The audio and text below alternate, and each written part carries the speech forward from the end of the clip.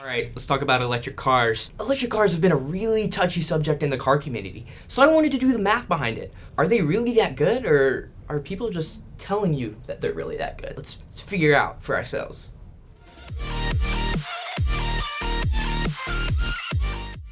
In light of recent conflicts that I've seen all over my TikTok and Instagram, I decided to make this video figuring out whether or not electric cars are actually that good for the environment and they're actually cheaper to own than regular cars. Does the math support the need for extra infrastructure to charge all of these electric cars? Can the average American afford it? These are all questions that we're going to look at and discover today as we look at the math behind, are electric cars that good? One of the biggest things that EV producers and EV enthusiasts tell you is that diesel and gas-powered vehicles are so much more expensive than electric-powered vehicles due to the fact that gas is really expensive, especially right now. And diesel prices where I'm from are like a whole $1.50 more than gas prices. Given that there really isn't a mass-produced truck that can compete with diesel trucks like the F-250 with the 6.7 Power Stroke and the 6.7 Cummins and the Ram 2500, given that we don't have an electric variant of that is both mass-produced and can compete with those, we're not really going to cover that in today's episode.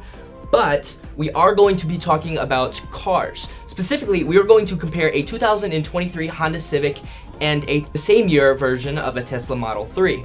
So if we start out with our well-equipped 2023 Honda Civic, it's about $30,000 out the door. And a well-equipped Tesla Model 3 will be about $55,000. We'll go with $55,000 because you're going to be paying for taxes and everything, and that's just out the door costs. We're gonna choose those nice even numbers because who wants to do the math on some crazy looking numbers like $55,283.15. So we're gonna use those nice numbers that are about what you would be paying out the door for similarly equipped cars. So the first thing to note about cost is it's actually 25% more to insure an electric car versus a gas-powered car. Now, you might be wondering, why would that be? Well, electric cars are totaled a lot easier than gas-powered cars. Insurance companies know this, and they don't want to lose all that much money, so they're going to make the premiums higher on electric cars.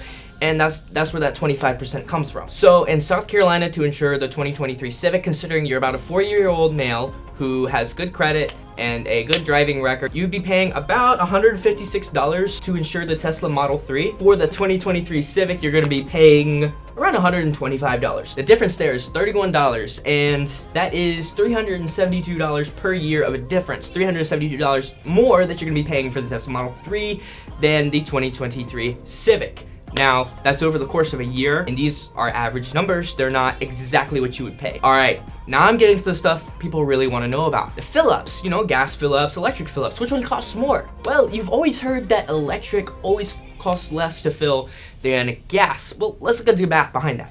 Let's look to see if those things that we've always heard about electric cars, are they right? So if we look at the Tesla Model 3, the initial cost of $1,500 to install a charger in your garage to charge your Tesla. After that, it costs roughly $50 per month to fill up your Tesla at home if you're driving about 1,200 miles per month. Well, let's consider that only half the time you're charging at home, and the other half you're going to be charging on the road at the fast chargers instead of like gas stations like you would a normal car. Once again, we are considering that you're driving about 1,200 miles per month. So Tesla fast chargers are 28 cents per kilowatt hour.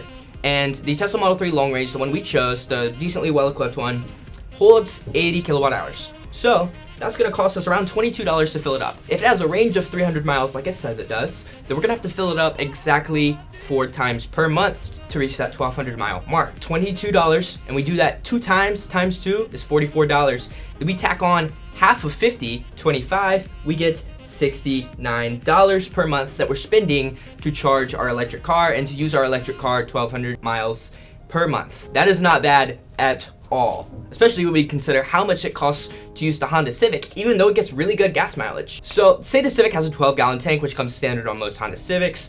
It gets about 35 miles to the gallon, which that's about 420 miles. So if the car can go 420 miles on a full tank, how much does it cost to do that? Gas where I live is $3.15 on average per gallon. So if we're gonna need 3 tanks of gas to hit that 1,200 mark, then it'll cost us $113.40 per month to drive that car 1,200 miles. Subtract 69 from that, and the difference is $44.40.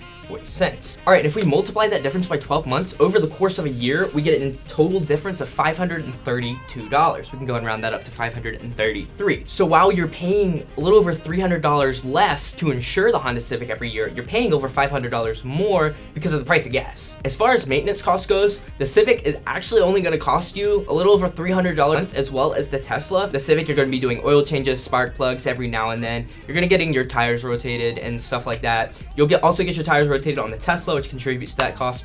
But since they're about the same number, about $350, we're not going to be concerned with tackling that. We will also not consider any breakdowns for either of the cars, considering that they are both covered under a 100,000 mile 5-year warranty.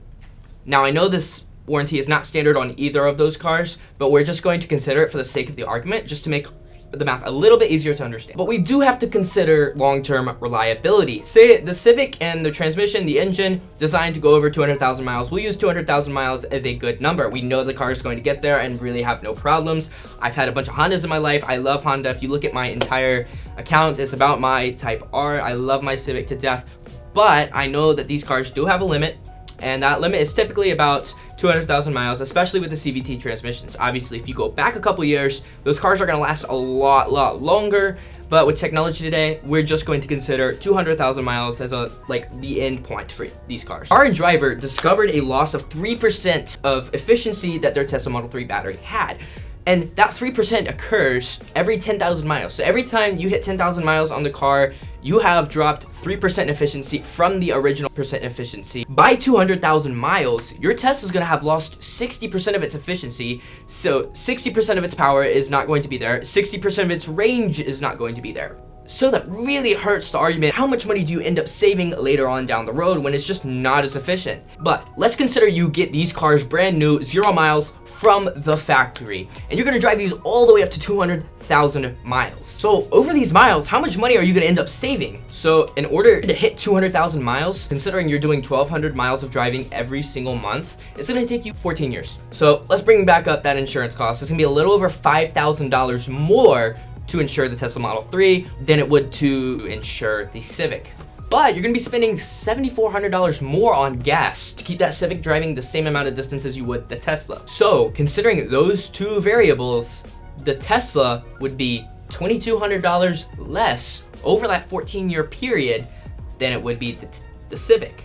Now, this is obviously excluding the installation of the charger, which is $1,500, and it's excluding the initial purchase cost of both of these cars. Does this amount that you save, does the $2,200, realistically $700, because we need to incorporate the cost of that $1,500 charger. Is that worth it to people? You're saving $700. However, while it may not be as cheap as people make it out to be, the Honda Civic produces CO2 emissions of 250 grams per mile. The Tesla Model 3 obviously produces 0 emissions. But how does it get the electricity?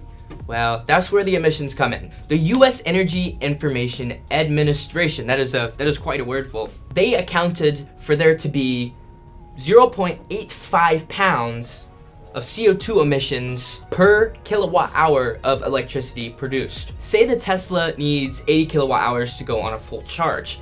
It gets it a 300-mile range. Putting these numbers together, we get a total of 68 pounds of CO2 emissions per 300 miles. Once we put that through our handy dandy converter, the Tesla actually uses 103 grams per mile to stay fully charged. And that is only half of what the Civic does. In fact, it's less than half of what the Civic produces. Is spending all this extra money, is that worth it to help the environment? For some people, the answer is going to be 100% yes.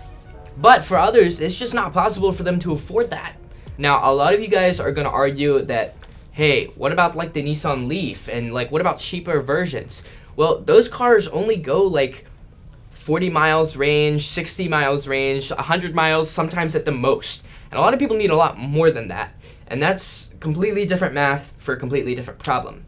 Perhaps what I'm hoping in future years, electric cars will be able to have a much longer range at a much lower cost. And people saying, buy a used electric car, well, as we discovered, that's probably not a good idea because the cost of battery replacement, that's a lot of money. I mean, you're spending over $10,000 to replace a battery on a car. I've seen it actually cost just as much as the car to get the battery replaced. What you will notice about the Tesla is it will have a higher resale value at the end of those 200,000 miles than the Civic will. By that time, the Civic will be worth maybe a couple $1,000s. The Tesla may be worth $15,000. However, that's considering that the Tesla's battery is still functional and the car still drives. But yes, you as a viewer, I'm going to let you make the decision to see, are electric cars really worth all the fuss that they've gotten? Drop your answer in the comments. I'd love to see what you guys have to say about it.